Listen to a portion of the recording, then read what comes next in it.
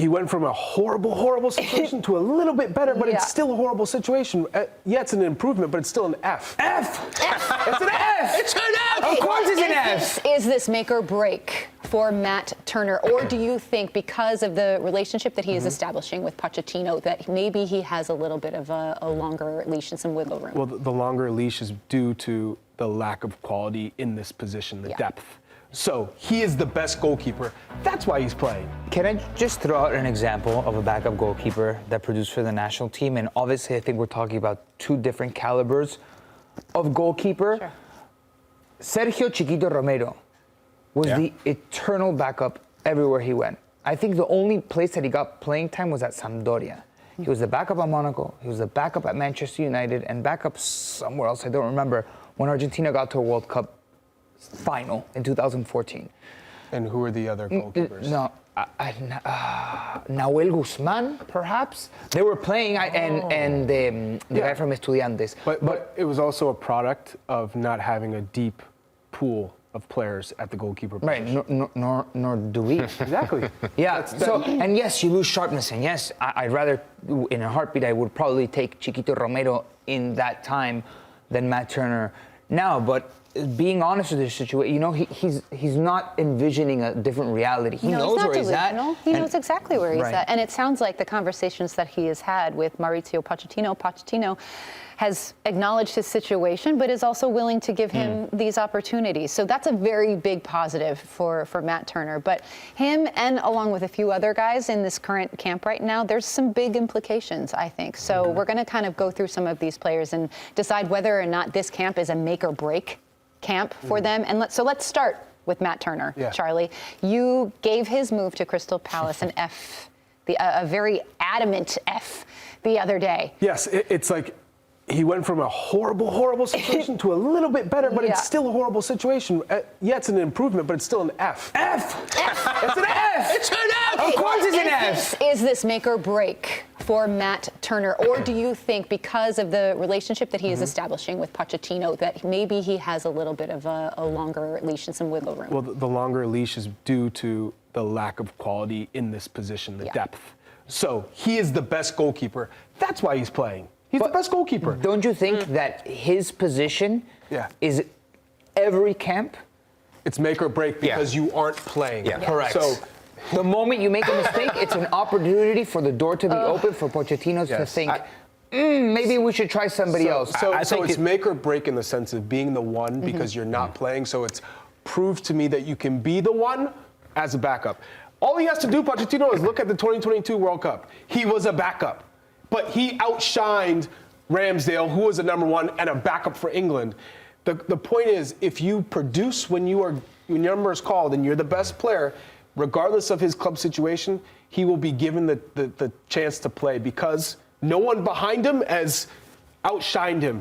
But we're acting like Matt Turner prior to Pochettino coming in was playing well. He was not. We were here criticizing him. Chuck, I know you're still mad about Jonathan David. He is. He's elite, bro. But he wasn't in a good vein of form. And yes, he looked a bit better. So if you're not playing, you better be playing well for your national team, which you just said, which he wasn't. So yeah, the door's open, competition's there. So hell yeah, every match does matter for Matt Turner. I think it's make or break. Well, we can continue because it's make or break for. I would say there's like one or two guys that it's not make or break for. Yeah. Okay, so let's talk about another one, Joe Scally. What do you think? Make or break for Joe Scally? Again, there's a right back that's missing for the United States, which is Serginho Dest, and I think Joe Scally has definitely benefited from that. And you know what? Leading into the Copa America, I think he proved a lot of us wrong, and he impressed. I think he's had better performances. I wouldn't say he. Okay, fine. Okay, from the expectations that we had from him, Charlie was You gave him an very F2? passionate about where we all lied with Joe Scally, and I think, Chuck, I mean. I was in your camp, and I probably still am, and I think he can be much better. But listen, that he's not that good. That he's an F. That he's an F. No, but listen, my point is, he improved. No. This is This is what my point was with Joe Scally. All of his passes are negative or safe. Great. He's not willing to run. He's not an attacking right back. He's a defensive right back. And when you're in possession, it is constantly a 5-yard square ball or a backwards pass. And that was my point. From going from Sergiño Dest to that, you saw the effects. You felt the effects. I'm going to tell you how many big chances created in the last 85 minutes of all the Bundesliga games Joe Scalise. Actually, can you tell me big chances miss that he didn't create on his own? It's for him, yes, it's make or break to solidify that position because he's either a right center back or he's a right back. He's a versatile player that he has to prove to Pochettino. All right, I'm worthy to start again for you to have confidence in me. Wouldn't that be a bonus, though? Versatility? Poch has shown he plays a 3-4-3 or a back four. No, so if you're versatile... It's a negative, though, because we're talking about when Tyler Adams comes back and when Sergiño Dest comes back. These are all guys who can be versatile. And if you're talking about throwing a wrinkle, playing a back three, you're talking about maybe a right back who's really a central midfielder. What Greg Berhalter initially tried to do with Tyler Adams and taking Tyler Adams out of the middle of the park was not the right decision, and it should have been somebody else. But the fact that there are other players who are available who can be flexible makes it that much more critical that he has a successful camp against the Nations League against Jamaica. Okay, what about Ricardo Pepi? Make or break for Pepi? This is his time to shine. Josh Sargent not there. Flo Balogun still out. It's his time, man. And you look at what he's doing in terms of the efficiency, not playing many minutes. I think he's got the 12 least minutes played for PSV right now, but he's tied for the lead in goals and just scored right before the international break. So he's tied for the lead in goals. Yeah, Wow. 6 goals on the season. I think with Luke de Jong, Malik Tillman, who knew that? But this is his time to shine, man. He's proven he can be a super sub. Did it under Poch in that first match against Panama? If not now, when? Let me put it this way. It's not a make or break camp for Pepi because it won't break him.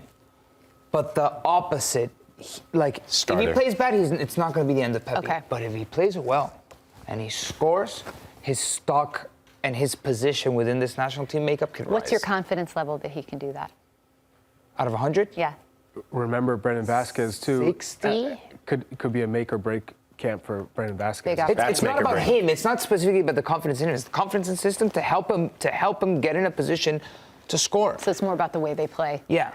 And getting him service. Don't forget about Haji Rai. Don't forget about Haji. He scored 2 goals against Jamaica. Ooh, gonna be interesting. All right, guys, we're gonna take another quick time out, but more headlines with Claudia after a short break.